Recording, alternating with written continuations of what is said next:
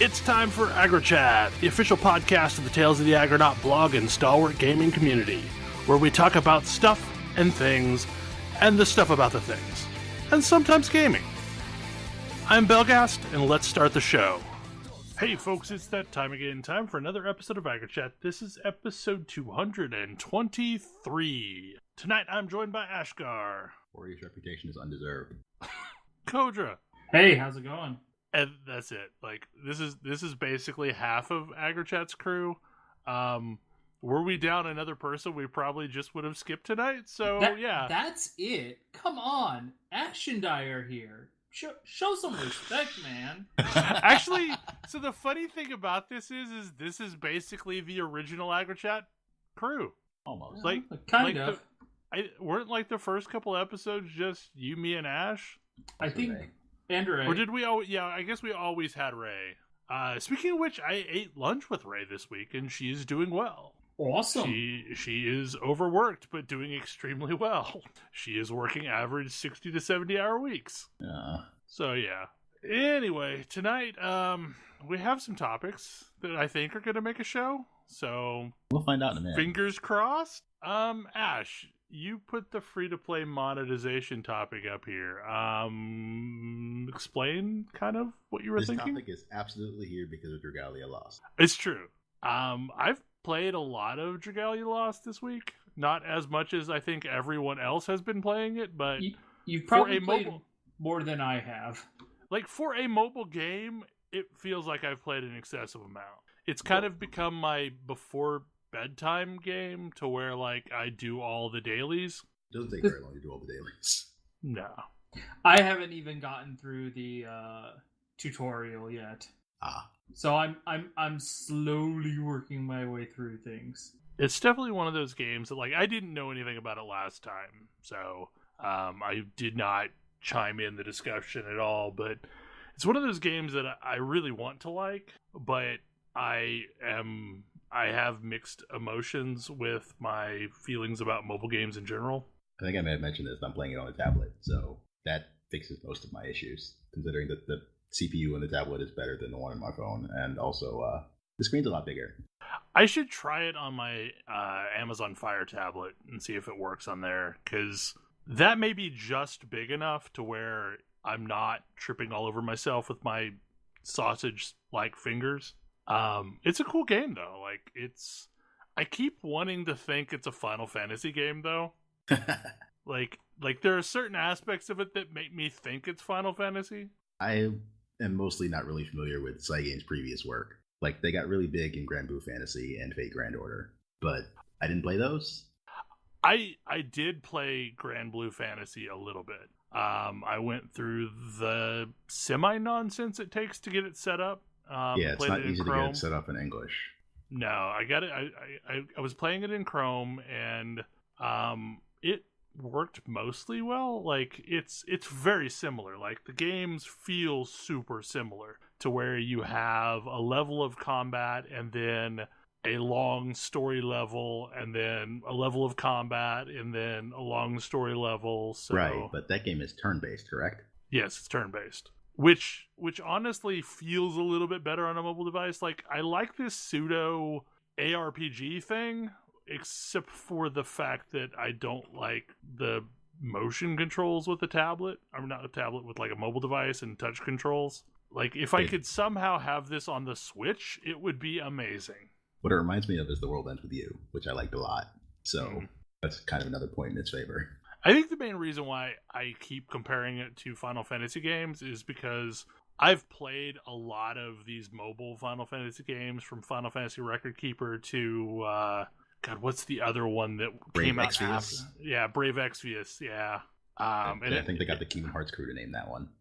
It reminds me a lot of Brave Exvius in certain ways, but I feel like, so this feeds into the topic of free-to-play games, but I feel like all of them kind of have the same interface. I mean, there's like, so I just rattled off these games that I've played. I've also played the legendary one or whatever that Grace was super into. I've played Dragon Coins, and I played a lot of that until it shut down. And they all kind of had the same interface to where you can buy a currency or you can build up a currency over time and then use said currency to summon a thing. And the thing... That's the basic structure of gacha games in general. Yeah, like that thing maybe is going to give you something cool, but more than likely you're just going to be sad at the results that came from the thing that you summoned. I have no idea what game introduced this model, but it's real popular now. And this is really the first time I have been heavily involved in a game that uses this model. It's kind of interesting, especially if you peek behind the hood and look at the store a little bit. While you can just straight up buy the premium currency, you should never, ever do this. It's insanely expensive. So you looked at the Warframe store, right? You know how bad of a deal buying platinum straight out is? Okay. It's like that. Really? How do you get the platinum then? I mean, you can, but there are several one-time purchases that are very good deals in terms of premium currency. Yeah. Like, I may have already purchased the welcome pack thing. The welcome pack is the best one by far. It seemed like, oh my god, this is just a ridiculous deal. Like, sure, I have enjoyed this game. I will throw some money at them. I've enjoyed this game. I will pay you your $8, and you will give me a 10 pulls worth of premium currency, and then also a bunch of items I need to upgrade the units I was already using. Right. So I, poured up a bunch of units, and okay, now the game just feels faster, and I don't have to worry about what my rating is currently. But I think that's absolutely the intent, is to set a bar that is low enough that more than likely, unless you're just the most diehard, I'm never spending money on a free-to-play game, you're going to eventually buy the welcome pack. So that's the low-hanging fruit. There's that one $8 purchase. Slightly higher are several $10 and $20 purchases that are not much worse. And also there is a weekly pack you can buy that gives you the premium currency daily, which is also a very good deal as far as, money to currency goes. Yeah. It gives it out to you weekly. But you have to build that up over time, because it doesn't give you anywhere near enough to do a 10-pull summon. And really, you should be doing 10-pull summons, because... You should be doing 10-pull summons. I've gotten some of those freebie tickets to do single summons, and no, it's oh, you're going to get a blue thing. Oh, you're going to get a blue thing. I've not pulled anything reasonable off of one of those. I did pull a 5-star duplicate Wormprint off of one of those. And let me tell you, that's a great feeling. But anyway. At least the duplicates turn into the mana currency that you can use, right? Yes, you can turn them into Eldwater. And I wish you could turn 5 stars into more Eldwater, but 3,000 you wouldn't get. 6,000 would be a fairer number. But anyway, this is overall not actually that bad as far as discouragement of spending lots of money, but encouragement to spend some money. It sort of had me thinking about, the other games I've played that have similar models are, that lets you just buy things on the store are ESO and Guild Wars 2 and Warframe. And Star Wars The Old Republic. Yeah, but I've barely played that since it changed over. Yeah. But ESO and Guild Wars 2 they are fine with you spending all of the money. Yes, they Especially are. Guild Wars 2, because you can spend it on anything via conversion to gold. And I feel like a lot of the prices in Guild Wars 2 are just exorbitantly spendy for what you're getting. The only thing I feel that way about are the permanent harvest things. Right, but I also feel like those permanent harvest things are a massive quality of life improvement. I mean, that's why they're expensive. Yeah, but I mean, it feels like they're taking advantage of the fact that this is a life-changing thing that you're about to do. Similarly, I think the permanent banker and permanent auction house things that let you summon them indefinitely. Permanent banker and permanent merchant. Yeah. In ESO. Also rather spendy on the store. But my god, they're amazing. Having them is amazing. For me personally, ESO is a little different because I treat it like a subscription game. So yeah, I do, and I get a stipend when you do that. Right, I bought those, but whenever it renewed, and it gave me a huge chunk of crowns at a single time. So at this point, I have both of those merchants, and wow, is it great to have both of those merchants. In ESO's case, and also SWTOR's case, you can also spend money on mystery boxes. And while you can technically do this in Guild Wars 2, everybody recognizes that it's such a bad idea that I don't think anybody does it. Yeah, like there are people that do the nonsense of farming a freebie box every week, and I don't get it. Like, you can technically farm a Black Lion key once a week by doing this silly thing of getting a character to level 10 and then like putting that in your bank and then deleting that character, and next week creating another level 10. You can technically farm several that way if you're willing to go up to like level 60 or something, but yeah, I think most people only go to 10. It's because 10 only takes like what, an hour and a half, if that. Yeah, but it does crack me up that like there's an entire metagame of like what items you should be equipping, and like dumping items on your character to like make it go faster. And yeah, it's just funny the links that people will go to do a thing for free. Like they'll say just to spend all the money. You feel free if you want. Warframe, similarly, I sort of mentioned at the start, it is a terrible idea to buy platinum straight out in Warframe. You should not do this. The other thing you shouldn't do is you shouldn't buy weapons from the store for platinum for the most part. You should buy blueprints and craft them in game. Yes. And if you want to buy things with platinum, you should buy them from other players where you can get significantly more for significantly less. It's weird seeing like all of these strategies. I mean, I guess they work out. Warframe is growing massively. DE seems to be doing pretty well. They canceled their other game in development because it was going to be Overwatch too late, so probably a good idea. They still have their Realm of the Mad God like game in progress. I feel like okay. I feel like there's a thing with loot boxes that make me not mind them quite so much. And this is specifically a thing that ESO does really well that a lot of them don't do very well, is that there's almost always some sort of a second chance currency that you can, get from opening a box but not getting the thing that you actually wanted. That does make me mind them much less in ESO, especially since I get crates for free. Right. I mean, like, ZeniMax has been pretty cool with, if you are able to tune in to, say, their Twitch stream, there'll be a number of crate drops during the Twitch stream. So you can get a few crates, and then you can slowly add up your, whatever, the crown crates, or I don't remember what the currency's called, the purple things. You can eventually add crowns those up. Are their premium currency, and crown gems are their second chance loot box currency. And if you have a stash of those, you can buy everything that you can get from a crate with gems. Almost everything. There's usually one or two items you can't get. Yeah. None. I don't think any of the things that I cared about. You can buy like the top line special looking mounts, which are the things most people care about. Yeah. But like I've bought crates in ESO just because I didn't feel like it was a heinous thing. Because I could cash in any of the stuff that I didn't want for gems, and then slowly over time add that up to get the things that I actually care about. And if you're not chasing a mount, there's a lot of other cool stuff that's available. Like, I want to say they've offered several crafting patterns that way. My current cosmetic armor set came out that way.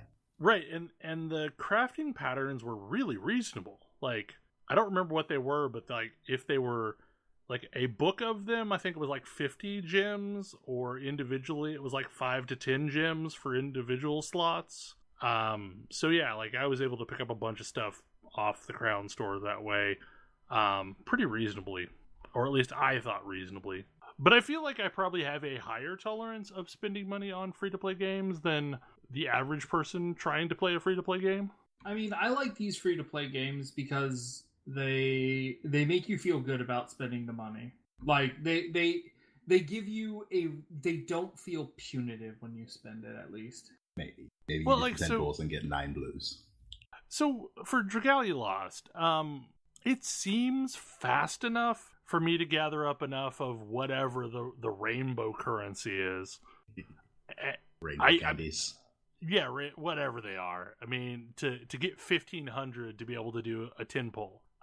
That's the only problem I have with these games, is they have so many random currencies that they're just meaningless to me. Like, this one's rainbow colored, this one's gold, this one's like a diamond. I don't know. And that in part was like has been my complaint with a lot of these free to play games is there's like so many confusing competing currency systems, and Neverwinter is horrible at this. Like there are so many weird currencies, and it feels like it doesn't make sense how they interact or convert. I mean, that's another one of these games that I feel you can play it completely free very reasonably, but if you want to spend money on it, it seems like you're not getting much for what you're spending. Neverwinter? Yeah, Neverwinter, the perfect world game. And Lotro, honestly, felt the same way, that like what you're getting for the money spent did not feel worth it. And the biggest problem that I had with Lotro was just the fact that, like, much like Guild Wars 2, every time you turned around, some kind of a crate was dropping that you couldn't open unless you spent money. And at least in the Guild Wars 2 case, everyone realizes that that's a trap. That you should not open those things ever. Unless they give you keys for free. I have mixed opinions about free-to-play model, because there's like two different versions of it. One that makes me not want to spend money, and one that makes me want to spend money. And the one that makes me not want to spend money is when it feels like exploitative. Whereas with Dragalia, like, sure, I threw them some money because I'm enjoying their game. Similarly, when we were playing, what's the Wizard 101? Yeah. That weekend that we all were playing Wizard 101, I threw them some money because I had a fun weekend.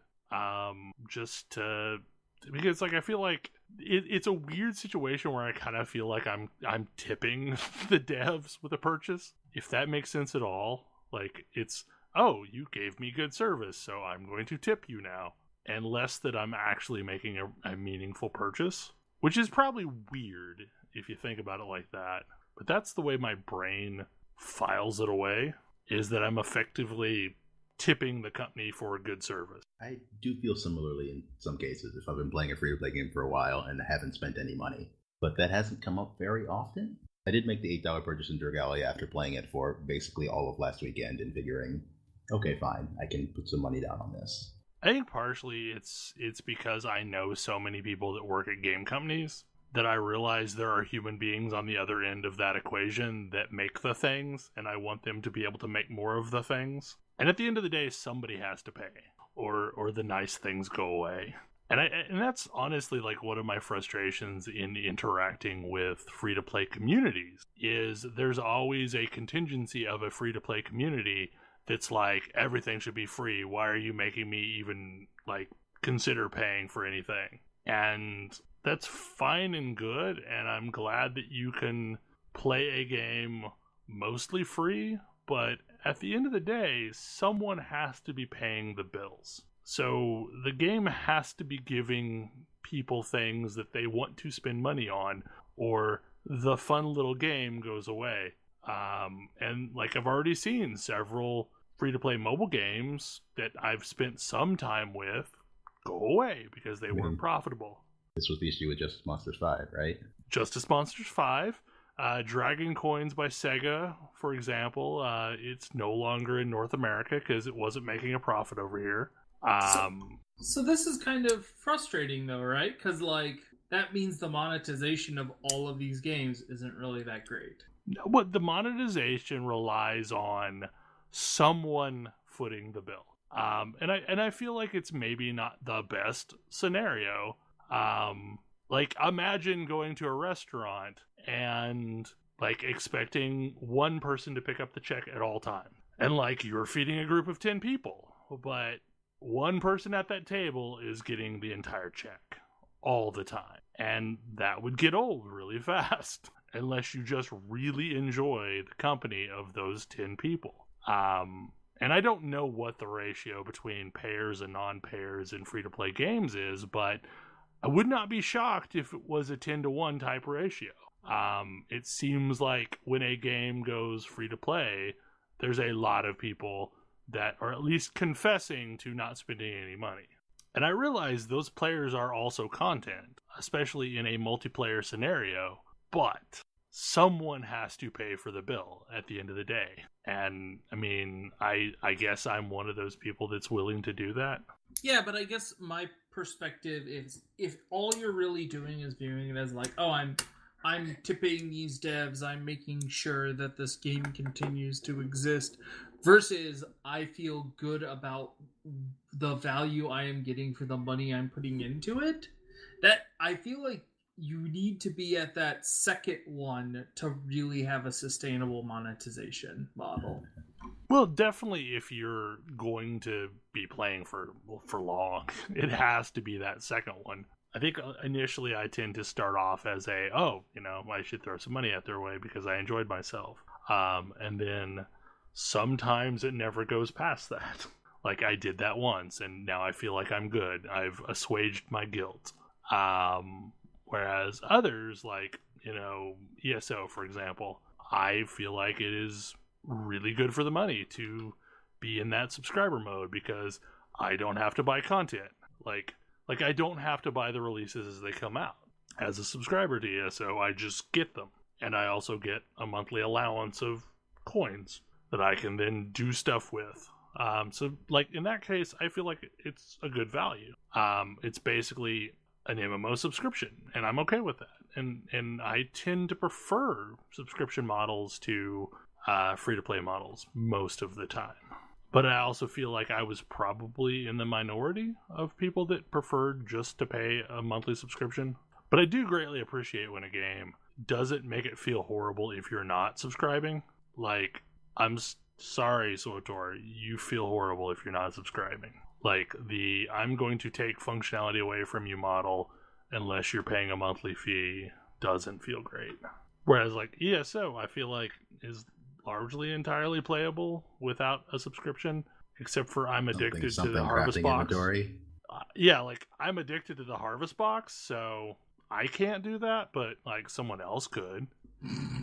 So, given the gaps that are evolving here that will get edited out, so you'll never actually hear them, I'm feeling like it's probably time to move to another topic.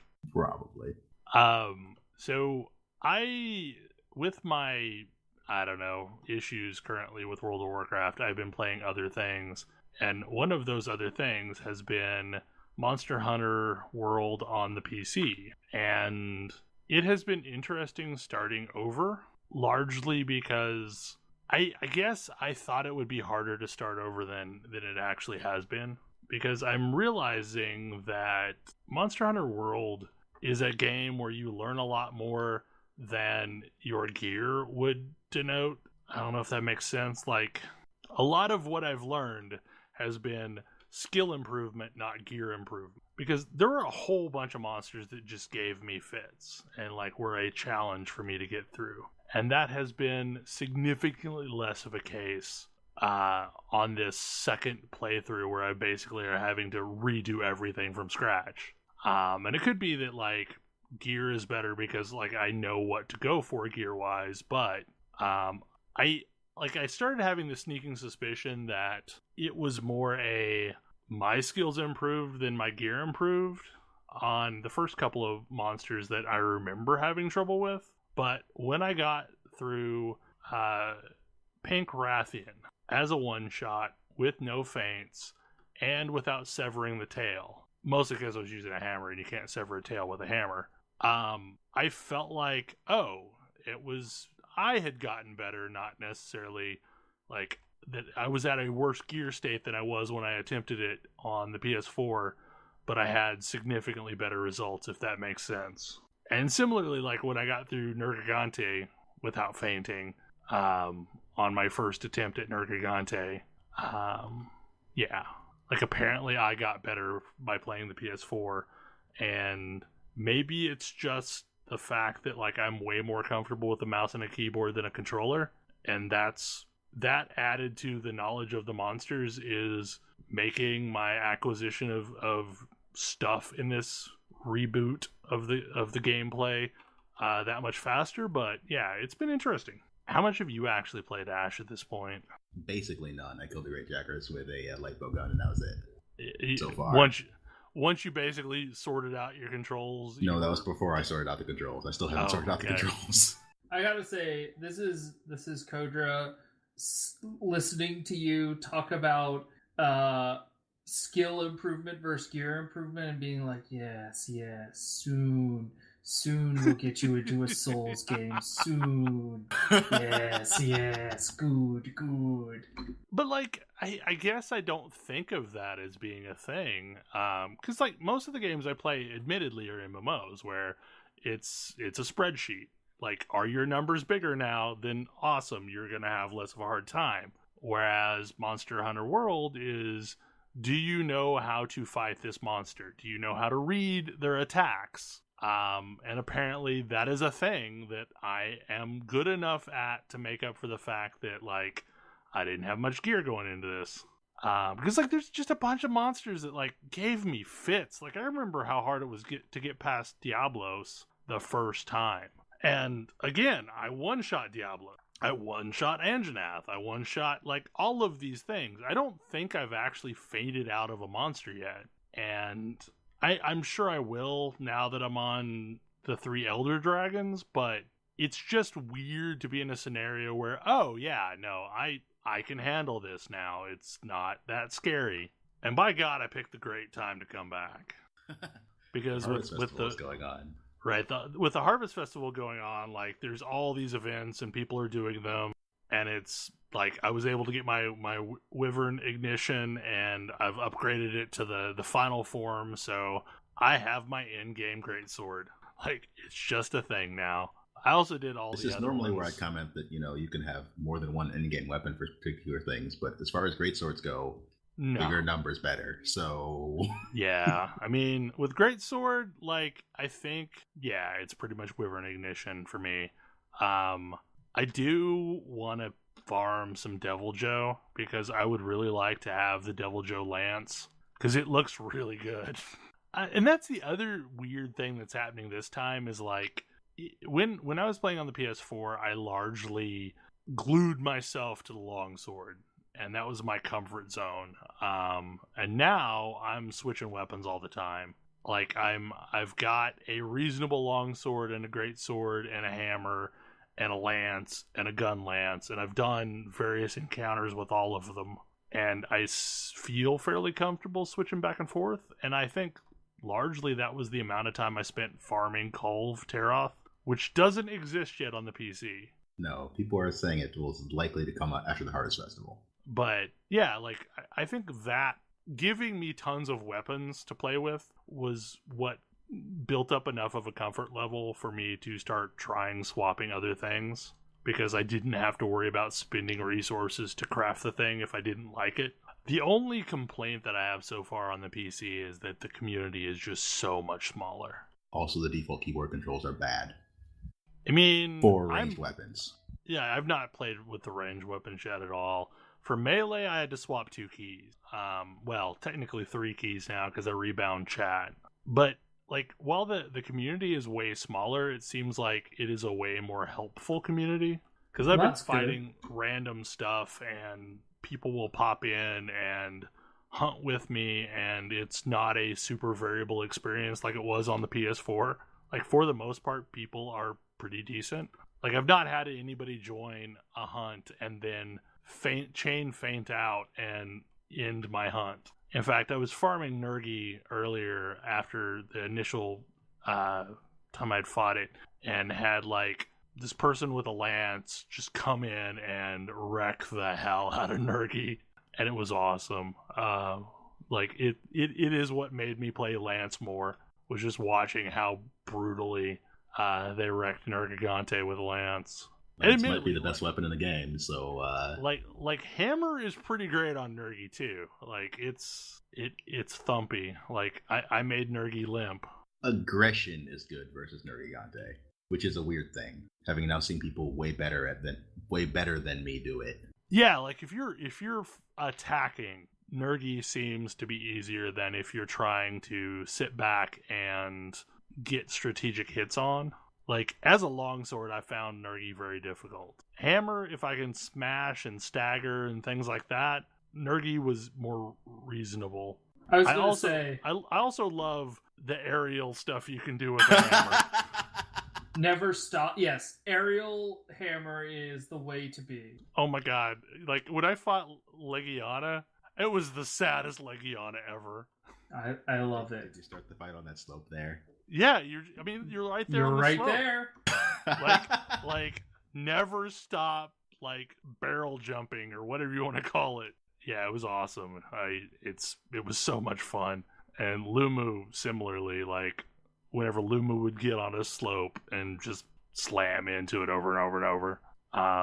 And Hammer makes Anjanath super sad too. If you can time a hit when it switches into the like nosed horn set mode, whatever thing it does, it gets real sad. But I think, like, part of it too is I'm just better moving with a keyboard and mouse than I am with a controller. I'm more comfortable. Because, like, when I play with something with a controller, I feel like I'm spending a lot of my brain cycles remembering how to move with a controller.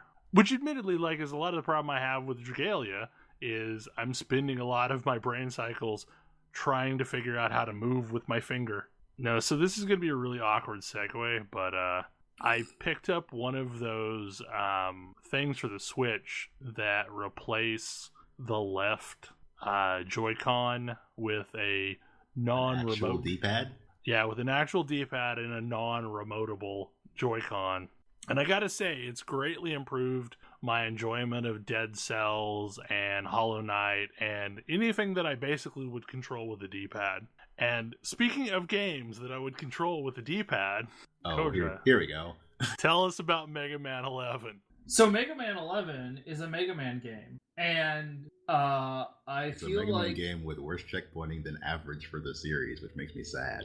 That's definitely true. So I played on normal mode, which I'm like, normal mode? This is going to be a normal game that I'm playing. No, they want me to play on casual, is what they're telling. Because normal mode is some hot bullshit. You have 3 total lives, and which is okay, but there are 3 sections, 2 checkpoints or 3 checkpoints in the entire level, typically after a pretty hard boss fight.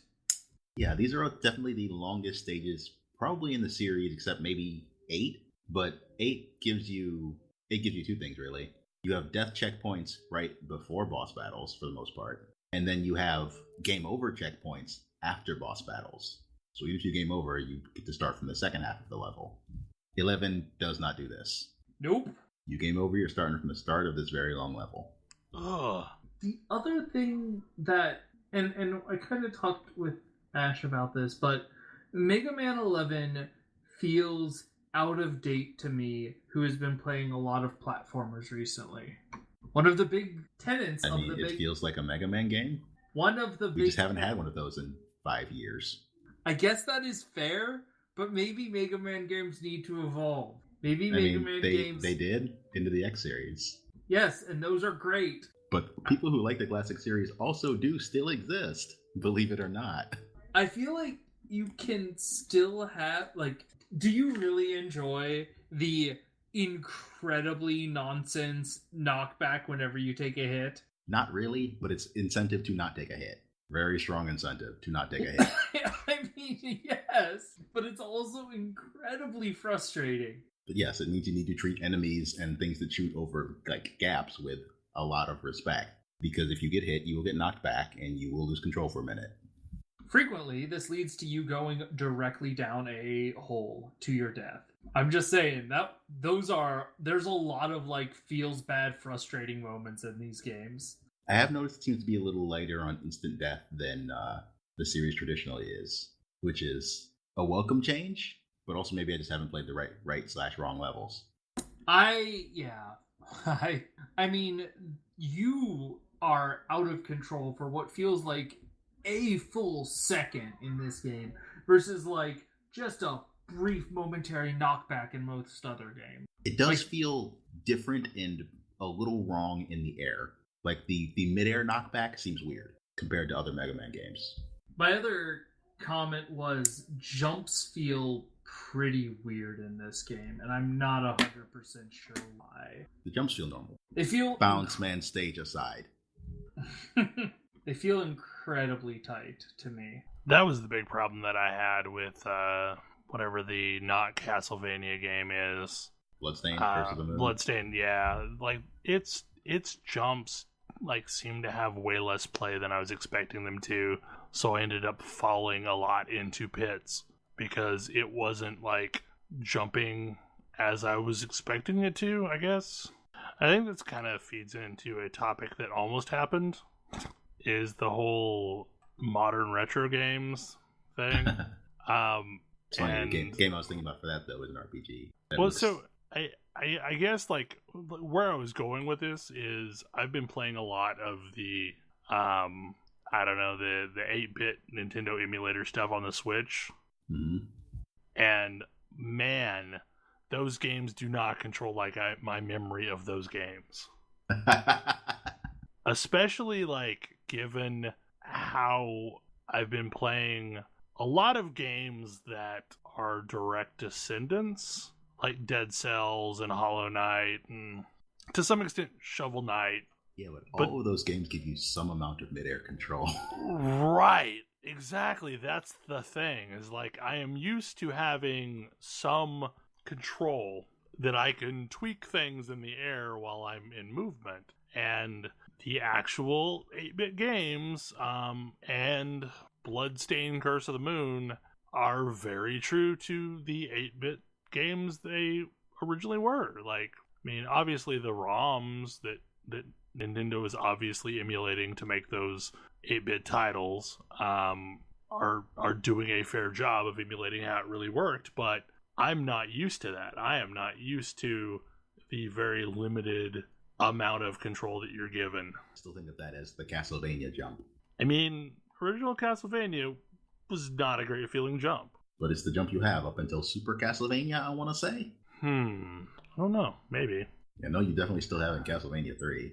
Yeah. But I guess at that time I was just used to it, and now I am no longer used to it, and it feels super weird to me. And I'm wondering if, Kodra, that's maybe some of what you're experiencing with Mega Man. Mega Man jumps better than that. Okay, yeah. Mega Man has always had some air control until you get hit, at which point you lose all of it. I wasn't really kidding, although it was kind of a joke when I said his strong intent would not get hit, because at this point I can basically play Mega Man 8 automatically, and I can go through most of that game without getting hit. It's just about learning what you can and can't get away with. Yeah, I don't know. Like, that's probably fair. I'm just not used to it at this point. It feels fundamentally different than Hollow Knight, than Celeste, than a lot of these other, like, ostensibly platforming games. Mega Man Celeste is a really bad comparison because you die in one hit. Yeah. So even stronger incentive to not get hit. Yeah, but death matters a whole lot less than Celeste. It's true. I mean, I feel like we're kind of in this golden age of new platformers. We kind of are. We have, Hollow Knight was amazing. But it's affecting our expectations of like what a platformer should be. Maybe that's a good thing. Yeah, I mean, platformers were always a style of game that I really enjoyed, so I like seeing that it is not a dead art form, or is it not a retro-only art form, that we're seeing a lot of brand new titles that are taking advantage of the tools that have come out since platforming was a major thing. I also greatly prefer 2D platformers to 3D platformers. Oh yeah, I definitely am agreeing there. There's so many. I mostly agree there. Mario Odyssey was so good last year. That's fair. Mario Odyssey's really clever. I mean, I loved games like Spyro, and I'm hoping the new Spyro will be really awesome, but overall, like, I cut my teeth on the 8-bit and 16-bit era, so that's kind of what I'm expecting out of a platformer. Did you play Owlboy last year, or even this year? I did not. On the Switch? I did not play Owlboy. It's one of those that I want to play because it looks amazing. Owlboy is also not really a platformer. It's hard to be a platformer when you have nearly unlimited light. But it was sort of definitely appealing to that aesthetic, and then cheating when they decided to because it would look amazing. What was the Sonic game that came out that was a mix of like new content and old content kind of feel? Sonic Mania? Yeah, Sonic Mania. That felt really great. I like Sonic Mania a lot better than, say, Sonic Forces. which was a little questionable. So a topic that we kind of touched on last week, but not fully. Guilds of Ravnica officially came out this week and has been available in Magic the Gathering Arena. Also, if you're playing Magic the Gathering Arena, you can input the code PLAYRAVNICA in camel case with P and R in caps and get 3 free packs of Ravnica. And I know I played some sealed last week, and Kodra, you've been playing sealed? Yeah, that's right. And like I did some Sunday morning errata because like I made it seem like it was not as good of a deal as it is, but it really is a really good deal to play sealed if card acquisition is a thing you want to do. Yeah, no, sealed is super good at getting you good deals. It was also really fun. Like, I mean, I went 3-3, which I know you got better on your tries at it, but I think I got 3-3 and then like 4-3, but still, I thought that was perfectly reasonable for me. What's the best that you've done so far in sealed? I had a pretty nuts Golgari draw where I went 7-1. Oh, wow. Yeah. The only problem with that is, like, I feel like other than, like, making back gems, it doesn't feel like the prize support is that much better for a single win than it is for, like, going 7-0. Oh, what do you mean? I mean, like, you get back your gems, basically, but, like, you're not getting any additional cards. Because, like, you only ever get the 3 packs, right? Yeah, you get 3 packs, but you get all of your gems back. So yeah. It basically became a free seal. It's awesome. Like when I got 3 games, I think I made back 1,200 gems. So, like, it was still a lot of the gems back. Yeah, 3 games is the magic number, by the way. Like, oh, really? Yeah, so if you get to 3 games, 2 games get you 600 gems, 3 games get you 1,200 gems. It's the biggest differential. The only other big spiky point is from 5 games to 6 games, you go from 1,600 to 2,000. But, like, if you went 7, you actually made gems at that point, right? I made 200 gems, and I got a full draft. It was sweet. I really like the way that you can, like, play out a draft over time. Like, if you can't do all the games in a row, you can pick up and come right back and continue your draft. So, like, you could, in theory, play out a sealed over the course of several days. Yes, absolutely. I've been pretty much playing every couple days here lately. The only complaint that I have, honestly, with Magic Arena is that you can't actually play people you know. Yeah, that is definitely the weakness. Because, like, honestly, the acquisition of cards seems really fair. Like, if I sit down and I'm like, I'm gonna play some Magic tonight, I will end up with a couple free packs. Like, that's the thing that happens. So it doesn't feel like I'm really, other than doing events, it doesn't feel like I really need to spend a lot of money on the game. Because, like, I've actually had decent luck just playing the stock decks that they give you, or taking the cards from the stock decks and remixing them a little bit. Because the Eternal Thirst deck, I think is the 3rd of the 2-color decks that I unlocked, which is, like, lion men and vampires. So it's all about, life, gaining life matters and buffs creatures. That seems like a weird combo for things currently in Standard. It is a weird combo, but man, is it really effective. Because it's got, like, I don't remember the names of the critters because I've not played with them before, but there's one where, like, if you took damage last turn, you get a 1/1 counter on this creature. Or if you gained life, you get a 1/1 counter on the creature. Or if something comes into play, you gain life, which then triggers all of your creatures that gain 1/1 counters if you gain life. Oh, is that the enchantment? Yeah, it's an Ajani enchantment, but I don't remember the name of it. Like, I don't traditionally play white at all. It is probably my least favorite color to play, mostly because I don't know. Like, I have some feelings about colors, man. Like, I am deeply attached to green and black, and if I'm not going to play green and black, I'm going to play green and red, and maybe blue and black. So yeah, like I mean, my color palette is either Golgari or Gruul or Dimir, and I don't play much else. Like, and the problem with that is it means I am not great at drafting because I tend to undervalue colors that are not black and green.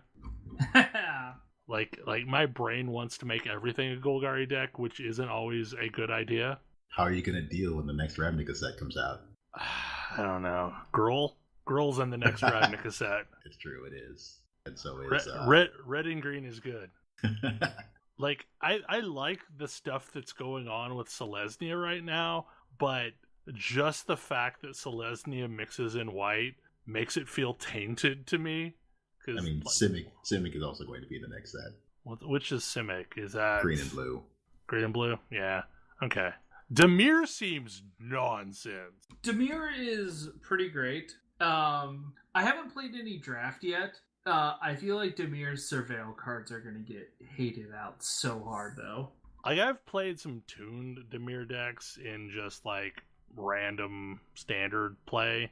And my god, they can get brutal.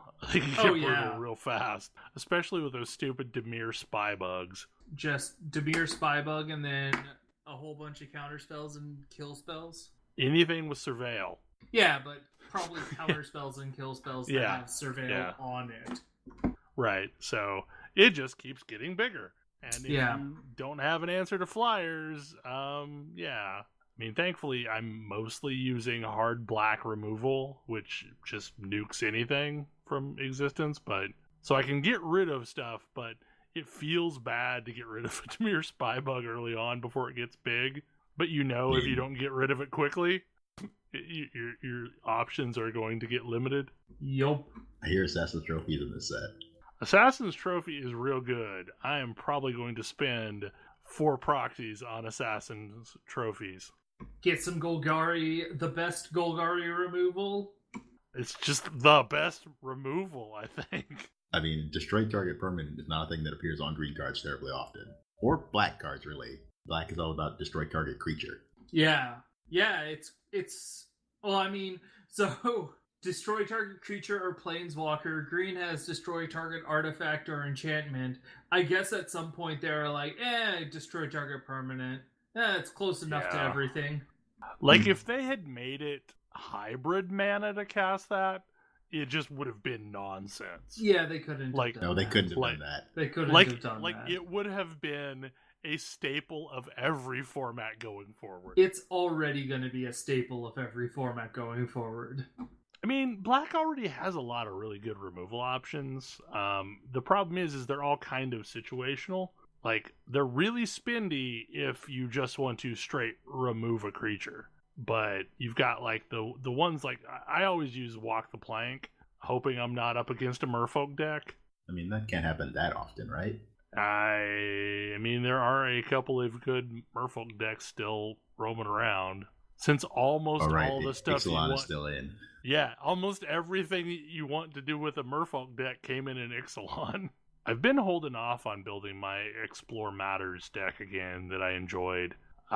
Because, like, it was one of the freebie decks, and I'm wondering if it's going to be one of the freebie decks whenever I finally get that unlocked. Cause... I doubt it. I just got a freebie Saproling deck, which I think is what they're gonna give you. Is that the green-black now? Yeah.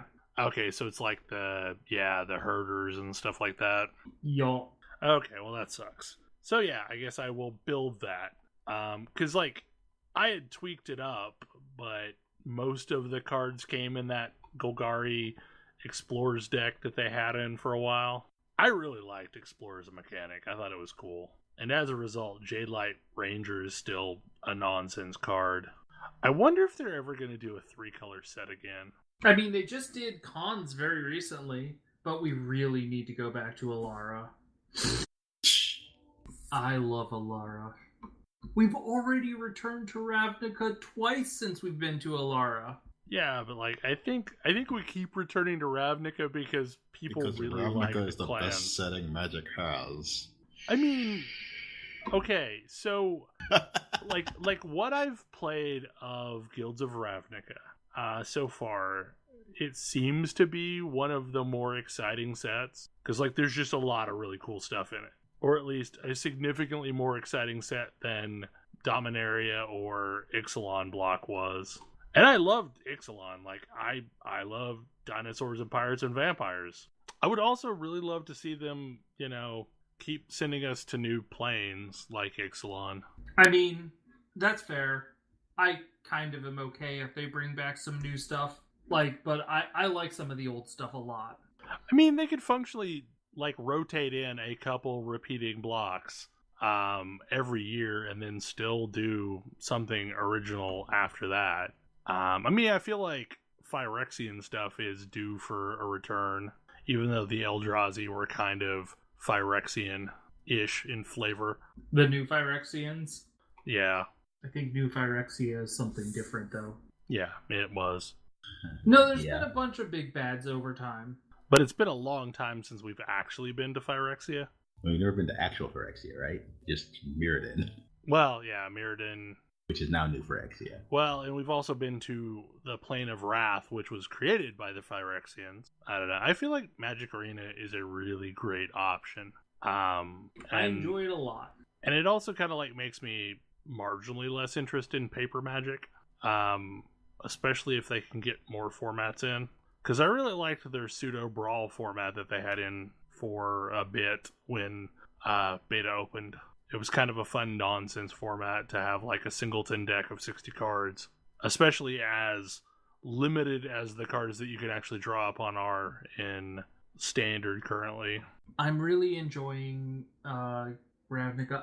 Honestly, so my takeaway thus far is I've had a really fun time with all of the guilds.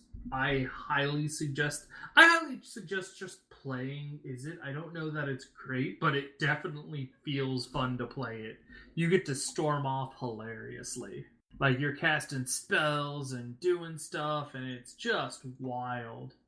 Well, and there's several of those cards that casting instants matter.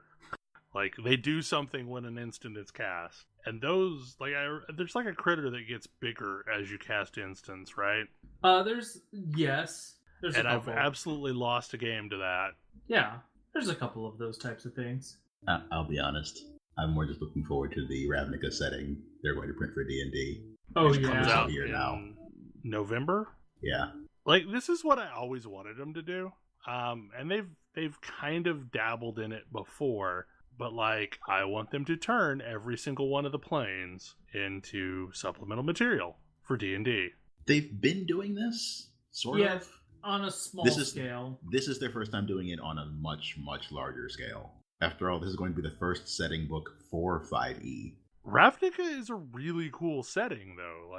I would absolutely dig running a campaign in Ravnica. Especially this Ravnica. Because it seems like there's a lot of interesting things going on. Because it's each of the guilds has something going on that's some sort of an internal struggle. I would probably still play Golgari in a D&D campaign. Somehow Golgari? I mean, I'm really cool with what they do. Let's recycle people. I mean, they aren't picky. They'll recycle anything. I mean, fungus and zombies, and sure, sounds good. I also dig Vraska as the lead, because I like Vraska in general. As the leader of the Golgari? Yeah. So we have any other topics that we want to discuss? I think we could call it an early show. Yeah, I mean, we recorded most of a show. I know that once I edit things down, it will be a shorter show than normal because we had some gaps that our listeners won't actually hear. Hopefully next week we will have more than the three of us. Hopefully. Anyway. But if not, we'll still be here. Yeah, because we are troopers. Or something like that. Something like that, yeah. Anyway, hopefully you enjoyed the show, and we will see you again next week. Good night. Good night. See you.